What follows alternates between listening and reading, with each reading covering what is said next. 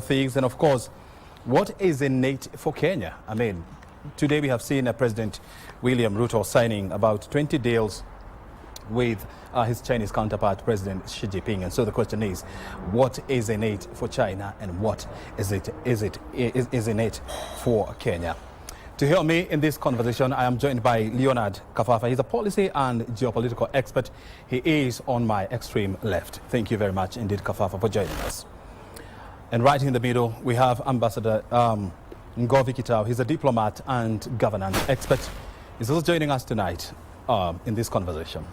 Balozi, asante sana for your time. Thank you very much. And of course, on my immediate left, we have Liu Wanli. He's a deputy editor-in-chief at Xinhua News Agency, Africa Bureau. Thank you very much, Mr. Liu, for joining us. Thank you. I want to start with you, Mr. Liu. For the last 3 days, President William Ruto has been in China. What do you make of his trip to China? This is the third one. Yeah, this is the third visit of President Ruto's to China. And President Ruto's visit to China is the first African leader to visit to China since the FOCAC, which was held last year in Beijing. Mm-hmm. And this is a very important moment for Kenya and China. And we know from the press release that China and Kenya has elevated their relationship to a strategic cooperative partnership. And that means in the future, the countries will deepen their cooperation and they will explore more economic opportunities for both of the people in the two countries. And also, as our media houses, we will have the opportunities to expand our cooperation with media organizations such as KBC. Yeah, that's very important for us. Mm-hmm. I want to hear from you. I mean, you know, Kenya and China, they have had diplomatic relations since 1964, 1 year after Kenya became an independent country. And so we have seen the relationship between the two countries grow to become one of the most important in Africa. Now with the elevation of their partnership, what is it going to change, and how significant is this new partnership? I think China and Kenya established their diplomatic relations in 1963. But before President Ruto's visit to China, we have an interview with the president. And in that interview, the president said that China and Kenya had established their relationships since 600 years ago. Yeah, we have business convoys, businessmen visiting Kenya, and Kenya has businessmen that's sending their goods to China at that time. Mm-hmm. So I think during the past several hundreds of years, the people in the two countries have established a mutual trust that is so deep that we can trust each other in the future. Mm-hmm. Yeah, for example, the Chinese government and the Chinese enterprises, they have made huge investment in Kenya that built massive infrastructure and promoting people-to-people exchanges. For example, we established 4 Confucius Institutes in Kenya. That is has great significance, yeah, to advance the people-to-people understanding, yeah, between the two countries. Mm-hmm. Yeah.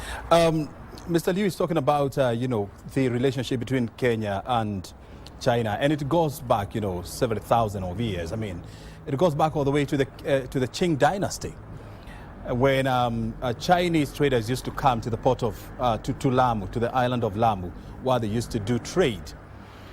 But I want to hear this from you, Leonard. I mean, when you look at in the last 12 years, Kenyan presidents have made about 8 trips to China. Their president, Xi Jinping, is yet to visit Kenya. Why is this the case? My view is that it's been a gradual deepening of the relationship between both countries, between China and Kenya. Initially, of course, Kenya had an unaligned policy, mm-hmm, historically. When there was that division between the West and the East, Kenya took on an non-aligned position. Sorry, mm-hmm. But with time, it became apparent that Kenya tended to lean towards the West rather than the East. I'm going to give a historical perspective. I mean, fairly modern history. Then, during the tenure of the late President Kibaki, we began to look east with projects like the Thika Superhighway being partly funded by Chinese money. The relationship deepened further during the tenure of former President Uhuru Kenyatta, where we had the SGR, big ticket infrastructure development project. Then we had the expressway. Now it looks like we are taking it a notch higher, given that President Ruto is the first president after the summit last year, after the African summit last year. As our colleague has rightly pointed out, he's the first president to visit China. He's the first president to visit China following that summit at the invitation of the Chinese premier. And what we also note is that this is, unlike an official visit, this is a state visit. And again, it is a 5-day visit. 5-day visit places a lot of prominence on the nature of that particular visit. It's not like others that are usually truncated, say, to 2 or 3 days. This is a 5-day visit. So there's a lot of significance in that. So my take is that with this deepening relationship over the years, it is quite likely then that we will see the Chinese president visiting pretty soon. Yeah. I want to hear this from you, Ambassador Kitau. I mean, you used to be the Kenyan ambassador to South Korea from 2009 to 2014. That was about 5 years. And so you come on this platform, with tremendous experience and, of course, a deep understanding of issues in that part of the world. We do not have any other African country that have signed this kind of a partnership with China. Kenya is the first one. Why is Kenya so important to China? Yeah, thank you very much, Kimani. Let me start from where my colleagues have stopped by saying that the relationship is very historical, it's very deep, going back to the 14th century. And China has been a friend of Kenya and of Africa. Despite that they were here that early and earlier than the Europeans, they never saw the need to colonize Kenyans or to colonize Africans. Something very, very positive, and we are very grateful about that. Then secondly, we need to take note that China started teaching Swahili way back in the 50s, meaning that they were prepared to work with us, to be part of the same community, which is now the current phrase we are using. But as early as 1956, Chinese universities were teaching Swahili. Then in the case of my friend here, he told me, Mr. Liu, that they opened an office in Kenya before we became independent. That's very telling. So why Kenya then? One, there's that relationship. Then the other point he raised was that we've had 5 presidents. And if you look at the relationship between China and Kenya during the time of Jomo Kenyatta, it was a very cautious relationship. And we did encounter some difficulties when in 1967 we closed the Chinese embassy in Kenya due to some political misunderstandings. Yes. And it was opened again in 1978. Then after that, we had President Moi, who still continued to align with the West, the way Kenyatta was doing. See, Kenyatta had 2 issues. One was an ideological difference and an economic difference. So when Moi came on board, it continued with aligning with the West until the USSR, the Soviet, collapsed in 1991. And then the West tried to put a lot of pressure on Kenya. You remember there were ambassadors here even telling our presidents what to do from the West. Yeah. And that is the time now we started looking at China because of its non-interference policy, which was very positive for Kenya. But the real takeoff came with Kibaki. As he said, President Kibaki came with the Look East policy. And he realized that we are not going very far with the West.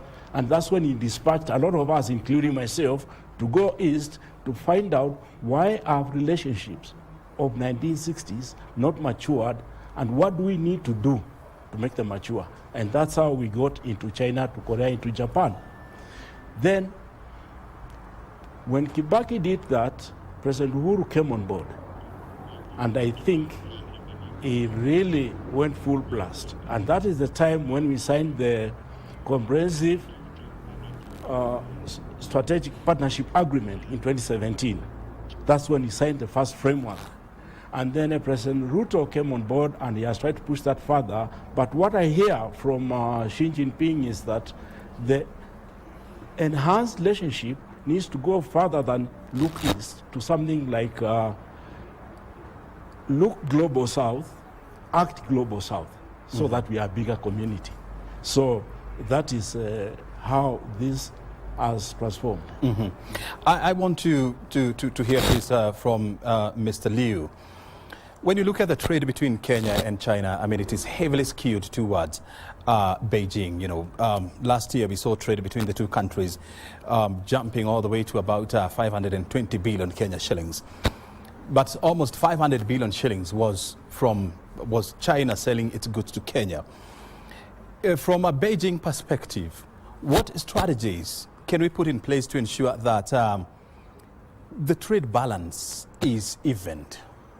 Yeah, I think the trade balance is quite important for both important for China and Kenya, and the leaders of the two countries have agreed to deal with it. For example, in the press release after the two presidents, the China promised to invest in the industrial parks, to encourage the imports from Kenya. For example, I know the Kenya coffee is quite popular in China, and the avocados and other agricultural products are quite popular in China. And the Chinese government has taken a series of measures to encourage the imports from Kenya. For example, we have China-Africa Economic and Trade Expo, which will be held in Hunan province in June. And this is an expo that at the national level in China, which means that one of the most important expos in China. And that expo, a lot of companies from Kenya will go to China to display their products. And we have a series of measures, for example, tax-free measures, and also the to facilitate the import procedures at the custom. So the Chinese government views this is an important issue and agrees to deal with it by enhancing the investment here and also encourage imports from Kenya. Very good. Yeah. I mean, we want to take a short break, and of course, when we come back, I just want to hear from you. What a lot of people are not realizing is that the Azerbaijan president, Ilham Aliyev, is in China, you know, at the same time with the Kenyan president. But when you look at the global headlines of major publications, they are not talking about the trip by Azerbaijani's president. A lot of them are talking about Kenya and China, you know, and the new trade pact that was signed today. So I'll be coming back to try and find out why is this happening, but that is after the break. I mean, you're watching us, we're coming to you live from our KBC gardens, and of course we're having a great conversation here and trying to analyze the happenings in Beijing, where President William Ruto is on a 4-day visit. And of course, we are back with more stories. Stay right here.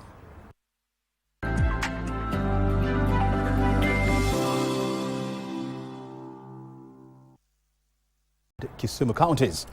The project is expected to open up Western Kenya for investment, enhance passenger as well as cargo transport, as we report now. Chinese firms have been involved in key infrastructure projects like the Standard Gauge Railway, Nairobi Expressway, and some buildings. Construction of the Mombasa-Naivasha Standard Gauge Railway was completed.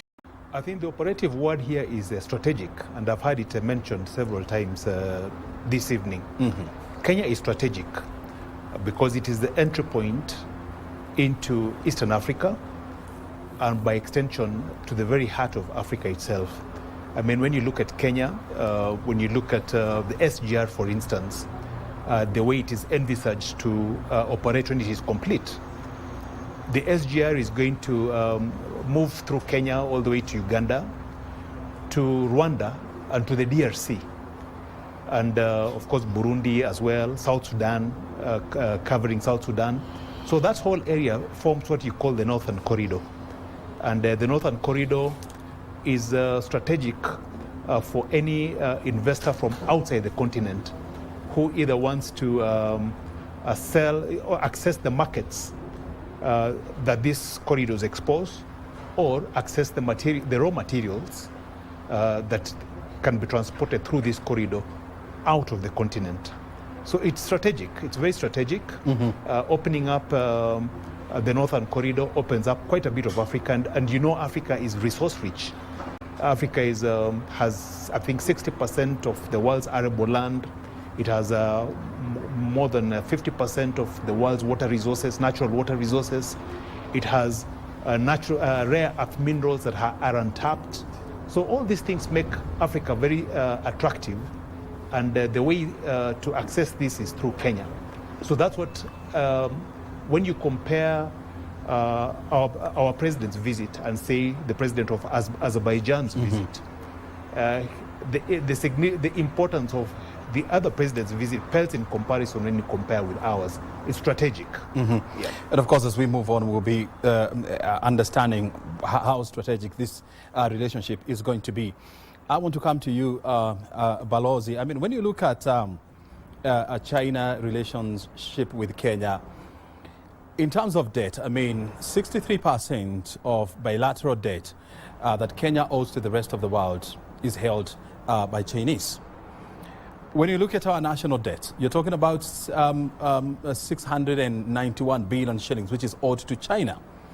With this new project, are we likely to see, our debt to China going through the roof? And if yes, how then do we ensure that we don't tip the scale of the balance?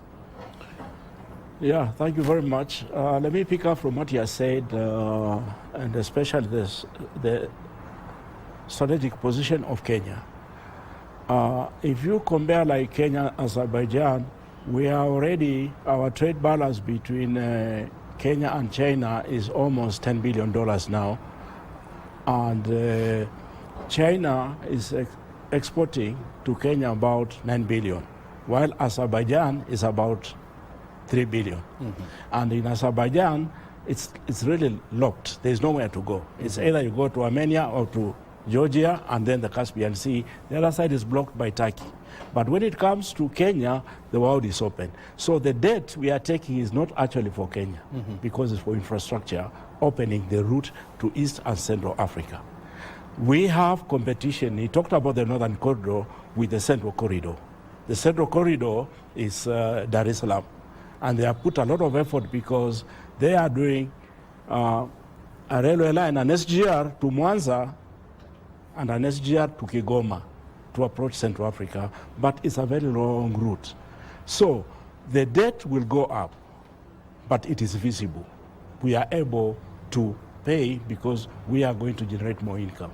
And the question has always been, I mean, you see, when you look at the debt that is owed to China, I mean, it's 95% of it goes to infrastructural projects. Yes. And so the question has always been, then, as a country, how do we use this expanded infrastructure for trade and for commerce so that we can develop our balance sheet as a country? Yeah, I think what the question you're asking is that how do we improve the quality and the efficiency of the Kenya-China relations so that we are not borrowing too much money which we cannot pay. And I think you are coming from the background where people are saying there is a debt trap. That is all propaganda. That is not true, because we have economies just the way China has, just the way Europeans have, and our economies are at par with the others. So we are not being told by anybody, we are not being forced to borrow. But this borrowing for infrastructure is very, very important, because without that, how do we trade? how do we reach the rest of Africa under what we are calling now African Continent of Free Trade Area? If we don't have this infrastructure, we will not be able to reach them. Now, how much debt should we take? That depends on, we need to assess, like the Rironi-Mau Summit you have talked about. Once that road is completed, what impact does it have on our GDP? And that should guide us as to how much we need to borrow and how much money we need to put in a particular project.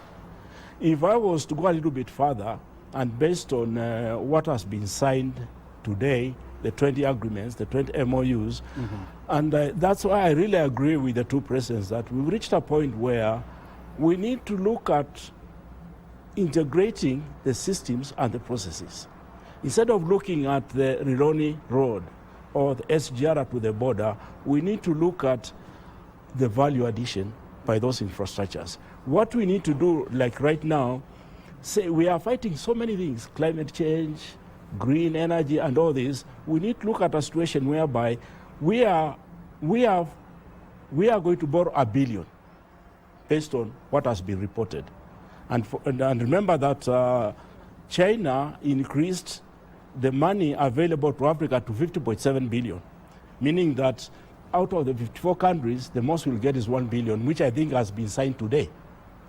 So how best do we utilize that money?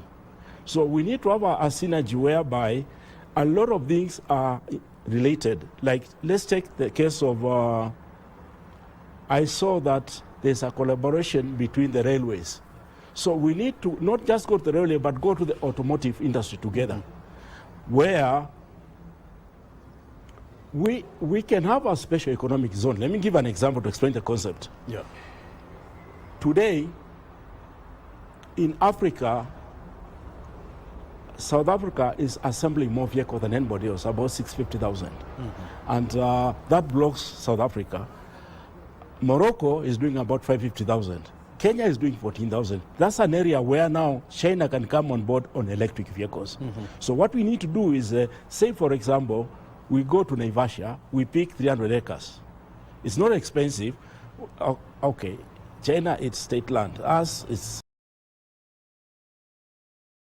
money. We buy 300 acres at $50 million. 100 million put infrastructure, okay? Then now we can get the Chinese to bring in technology and to bring in their investment. Like the biggest vehicle manufacturer in China is BYD. It has overtaken Tesla last year. So we get BYD to do an assembly plant. With BYD will be about... They are moving to Ethiopia. They are setting up a base in Ethiopia. No, we can do better than that. It's about 300 million. Why we can do better than that is that we have lithium for the batteries in Kajiado. Put another 250 billion. Yeah. So with about 1 billion, we are able to start industrialization in Kenya. We have vehicles. In that 300 acre, we have the BYD, and we have like 200 SMEs.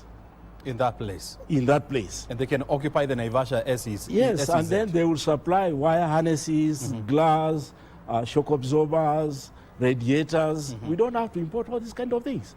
So with that synergistic approach, then the debt is viable. What you're simply saying is that China has the wherewithal to turn Kenya into an African manufacturing as well as an industrial giant. Yes. I want to hear this from you. I know you also want to react to what Balozi was saying, but even before you react, I also want to hear this from you. Africa, with about 54 countries, Kenya has been picked by China as the first country to visit after the FOCAC meeting. Why Kenya? Yeah, I think because Kenya is the most important trading partner in Africa, China's most important trading partner in Africa. And when we're talking about Kenya's significance, I agree with our colleague that we focus on the keyword strategic. Yeah, that's why more and more Chinese investment are coming to Kenya. So in terms of the investment and that, I want to also contribute to Mr. Ambassador's view that if we talk about the Kenya's total debt, the debt owing to China is only about more than 10%, about 70% of Kenya's total debt. That is not a higher number, because most of the debt are owing to the international lenders, for example, like World Bank. China about 200 countries within the initiative mechanism, but this one is the flagship project. And with the SGR, we saw the containers shipping from the Mombasa port, and also we see satellite cities outside Nairobi. And also we see the Chinese investment resulted in the Lamu port, Mombasa oil terminals. That means the two countries are building Kenya a regional logistic hub. So with this hub, the Chinese investment and Chinese goods are going to many African countries through Kenya. And this is a huge benefit for Kenyan people. Very well. And another point is because the lack of infrastructure is common in Africa. Because, for example, some inland countries cannot have industrial parks because it's quite expensive to import the material from the port to their inland industrial areas. But with SGR and with the expansion project, we can link, for example, Uganda, Rwanda, Burundi. Burundi, and other African countries. That means Kenya is the door for Africa. It's a gateway. Yeah, it's a gateway. So through this gateway, we can bring the world into Africa. And so that make Kenya very strategic, important. And I think, when you look at the Vision 2030, that's why the architects of that critical document, are talking about improving access and, of course, the efficiency of the port of Mombasa to ensure that it remains, as a strategic port to the eastern seaboard of Africa. Balozi talked about, some of the initiatives that Kenya can put in place, Kenya and China can put in place, to turn Kenya into an industrial base. China controls more than 95% of rare earth minerals in the world. It's the largest producer of these critical minerals that goes into powering our phones, laptops, electric cars, and so much. I remember in 2014, it was reported that Kenya has trillions worth of rare earth minerals in Shimba Hills. He talked about lithium in Kajiado. We have coal in Mui Basin, in Mwingi County.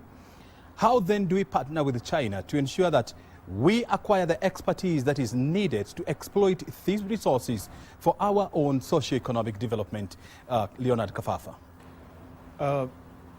That's a good question. I think we need to basically borrow from what China has done.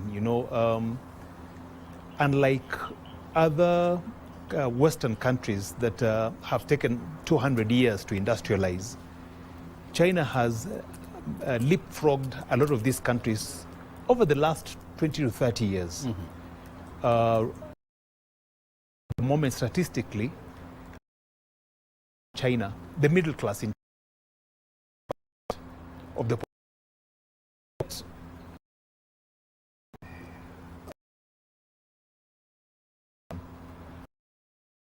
that the relatively what they how them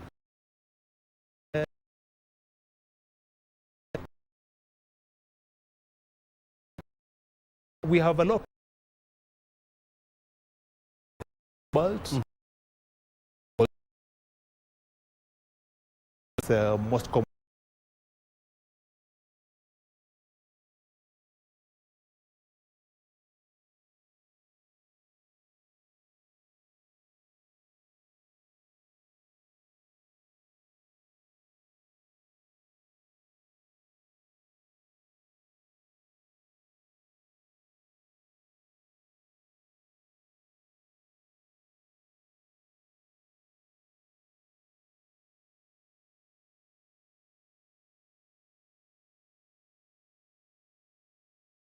Because Kenya and China are countries that thousands of miles apart. And the people in the two countries get to know each other through our media houses. After the signing of the Memorandum of Understanding, Xinhua will have more access to KBC news products, and the KBC news products will be delivered through Xinhua to the Chinese people. Yeah, then the Chinese people will know more about Kenya's dynamic economy, the KBC's the profound history of the KBC, and so the media houses will persuade people to increase their exchanges. So that is a very important side of the people-to-people exchanges between the two countries. And in terms of the cooperation between Xinhua and the KBC, we are talking about the talent training. We are talking AI technology, especially the AI technology now is applying to the media organizations in today's world. And we are talking about the joint efforts in organizing forums, in symposiums that will increase the mutual understanding between the governments, between the social societies.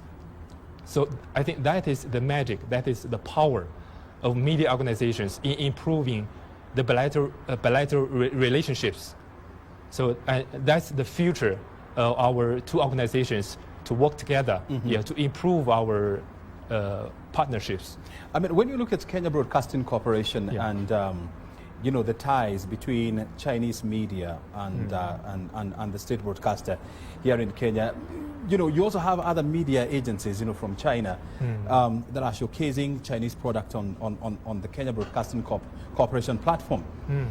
And so this new collaboration and partnership between Kenya and Xinhua, how then can the Kenya Broadcasting Corporation use the Chinese platforms to tell the stories of Kenya? Kenya is a great tourist destination. The people are so warm and friendly, and you can attest to these. So how then do we use the Chinese platforms to tell the stories of Kenya? I think the one way is through the Chinese news media platforms, for example, such as Xinhua, because we are the official news agency of the Chinese government, and we have media outlets in every province of China, and we can deliver the voices of Kenya people and the voices of KBC to almost every Chinese household. Yeah, to let them know the beautiful beaches, the wild national parks, and the dynamic economy. Yeah, to persuade them to put more investment in Kenya, to visit Kenya, and to enjoy the warmth that you just mentioned about Kenya, because I have been living in Kenya for 2 years. Yeah, the warmth of people and the beautiful scenes are the most beautiful memories, for me in Kenya. And of course, as we say, I mean, Kenya, the Kenyan weather is the gold standard in the world when it comes to experiencing good weather. And you have it all here in Kenya. I mean, we have the deserts, we have oceans, we have lakes, we have rivers, we have mountains, we have valleys, and you have beautiful culture. And so Kenya has all it takes to attract and tap the Chinese tourism market. I want to hear this from you, Balozi. I mean, when you look at the Chinese tourists, I mean, they're emerging. The Chinese tourist market is the world's biggest. I mean, is the fastest growing in the world. Yeah. The Chinese tourista is becoming a sought after a person in the world. And so, as a country, how do we reposition ourselves?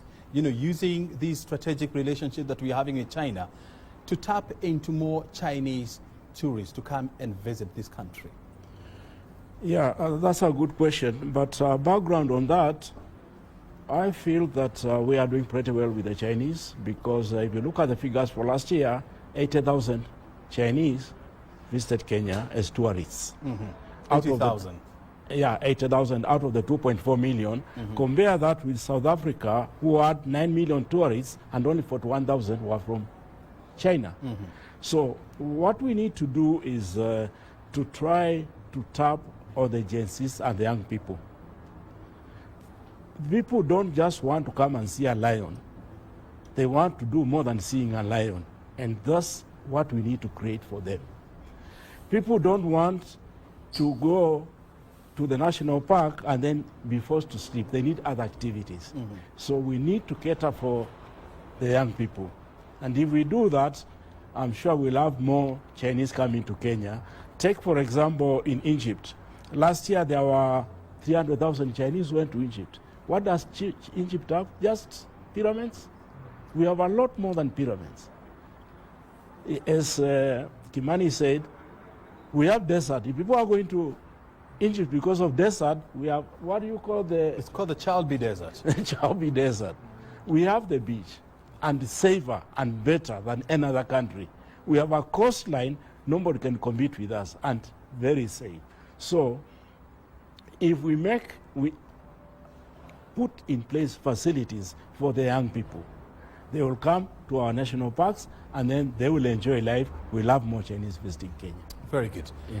I'll be coming back to more, to Leonard Kafafa with more. But before we get there, the upgrade of the Nairobi-Mau Summit highway that is commonly referred to as the Rironi to Mau Summit to a dual carriageway is likely to begin mid this year.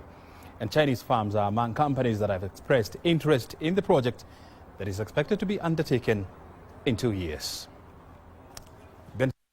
The expansion of the 175-kilometer Rironi-Mau Summit Road connecting between Nairobi and Nakuru from a two-way traffic to a four-lane dual carriageway could begin in June this year if a contractor is picked from a number of companies that have expressed interest in the tender. The commitment I want to give to you is that next year we will begin the construction of dual carriageway from Nairobi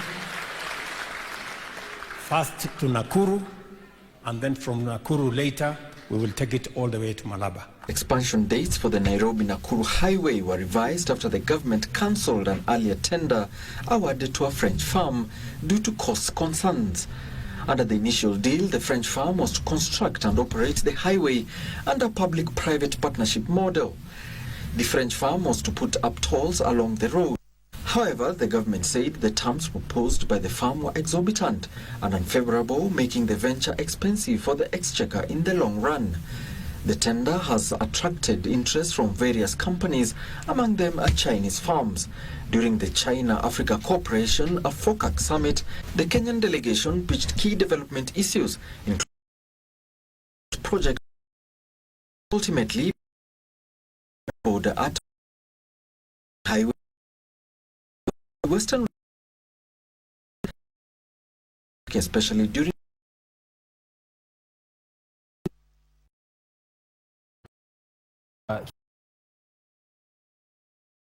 the modernization project by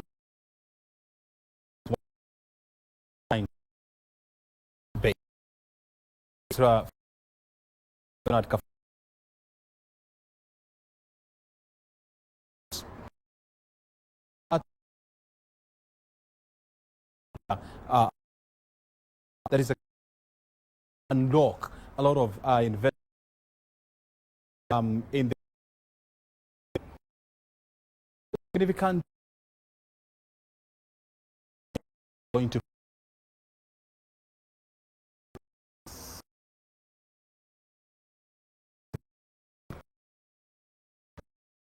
Central. In a